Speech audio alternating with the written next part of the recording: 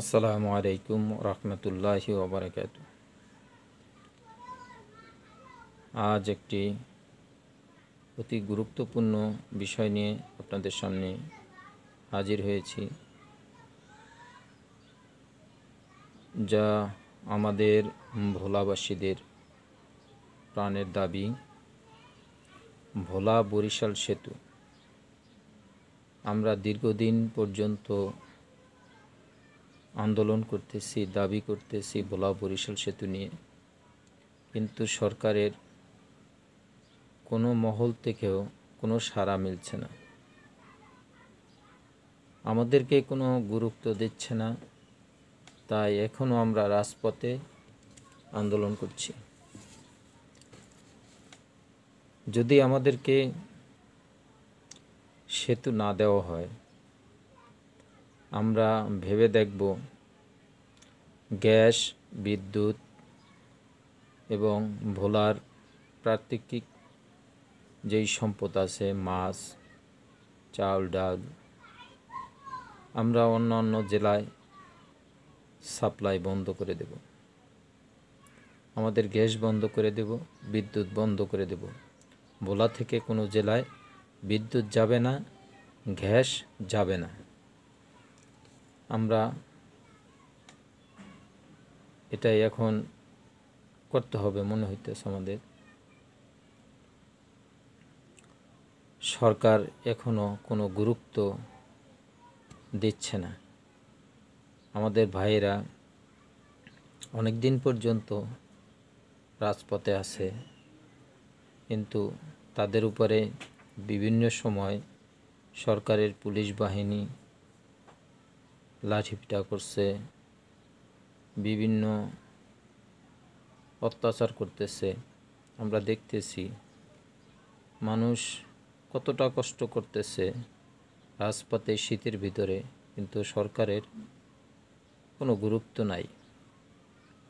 তাই আমরা সরকারকে আহ্বান করব আমাদের ভোলা বরিশাল সেতু এই দাবিটা মেনে নেওয়ার জন্য।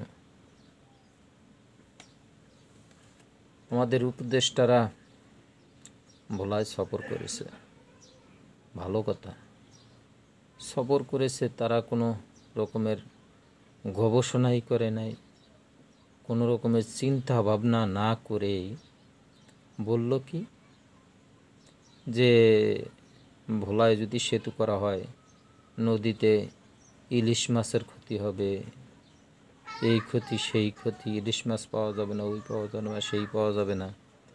মানুষের জীবনের চেয়ে কি ইলিশ মাছের প্রয়োজনটা কি বেশি হয়ে গেল? ভোলার লক্ষ লক্ষ মানুষ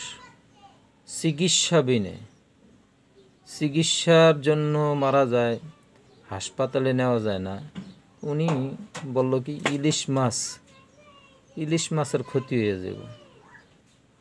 এটা কোন ধরনের কথা আমার জ্ঞানে ধরে না, যে ইলিশ মাছ কম পাওয়া যাব এই কারণে নাকি সেতু করা যাব না, নদীতে চর পড়ে যাব এই কারণে নাকি সেতু করা যাব না।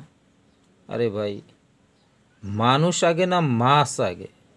মানুষের জীবন যেখানে বাঁচে না ঝুঁকির ভিতরে, মানুষ কত ঝুঁকি নিয়ে লঞ্চে, স্পিড বোটে চলাচল করে। উনি বলতেছে ইলিশ মাছ, ওনার কাছে ইলিশ মাছটাই গুরুত্বপূর্ণ। বুঝি না কিছু। যেই ক্ষমতা যায় সেই একই অবস্থা। ক্ষমতার চেয়ারে বসলে তাদের আর সাধারণ জনগণের কথা ভাবতেই পারে না তারা। সাধারণ জনগণ কি তাদের কাছে? কিছুই না। যা হোক, আমরা ভোলা বরিশাল সেতু চাই। আমরা প্রধান উপদেষ্টার কাছে দাবি করতেছি, প্রধান উপদেষ্টা নিজে যেন এই বিষয়টা দেখে, তার কাছে আমরা দাবি করি সে যেন অতি গুরুত্ব দিয়ে আমাদের এই বিষয়টা দেখে।